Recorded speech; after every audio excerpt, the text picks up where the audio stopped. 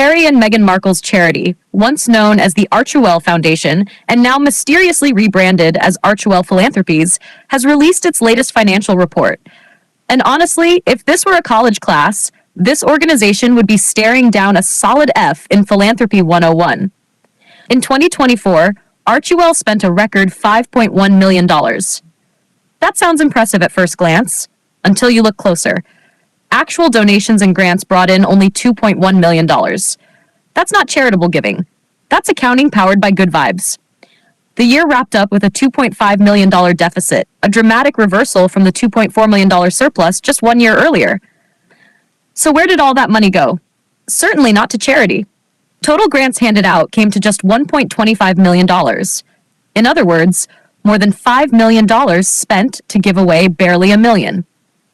It's like hosting a $5,000 birthday party and handing the guest of honor a $20 gift card. Meanwhile, staff salaries reached $913,000, almost matching the amount actually donated. And now 3 employees have reportedly been let go as part of a so-called restructuring, which translated from PR language usually means trouble. One of those employees, the director of programs and operations, was reportedly earning $146,000. It seems that even running a charity that does very little actual charity can be lucrative, at least for a while. Now let's look at the most questionable line item on the books, other expenses. In 2024, this category surged to $2.9 million, nearly 3 times higher than the year before. In plain terms, it's a financial catch-all. Travel spending increased, office costs ballooned, and the largest portion, more than $2.1 million, was labeled as unspecified. Just trust us. Notably, 2024 also happened to include the Sussexes' unofficial, not a royal tour, but definitely feels like one. Trips to Nigeria and Colombia, basketball clinics, political meetings, photo opportunities, outfit changes, business expenses. It's remarkable how charitable work so often seems to involve private jets, designer wardrobes, and a full-scale PR operation. Which leads to the obvious question. Are these costs being routed through subcontractors to make everything appear legitimate on paper? Advertising agencies, consultants, and strategy firms all appear on the books, including a 6-figure payment to M&C Saatchi, reportedly tied to the rebrand. And what did that rebrand achieve? Swapping the word foundation for philanthropies. Truly bold. Truly revolutionary. Clearly worth every cent. Legal fees alone climbed to $175,000. For what purpose?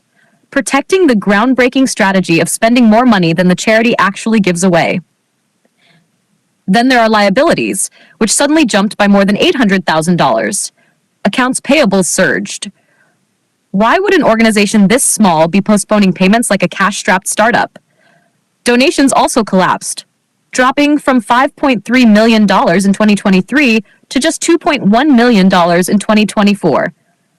It's funny how donor enthusiasm fades right along with transparency.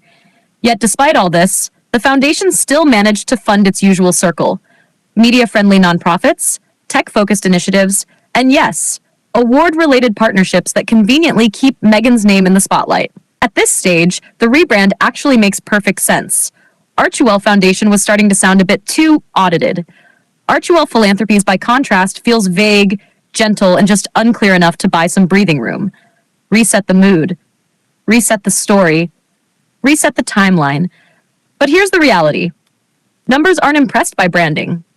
When spending repeatedly outweighs charitable giving, when staff costs rival grant totals, and when millions disappear into a category called other, questions start to surface. Loud questions. IRS-shaped questions. If philanthropy is truly about impact, then Archewell's biggest accomplishment in 2024 was financing its own lifestyle. And if this is what modern charity has become, perhaps donors should stop applauding and start reading the fine print.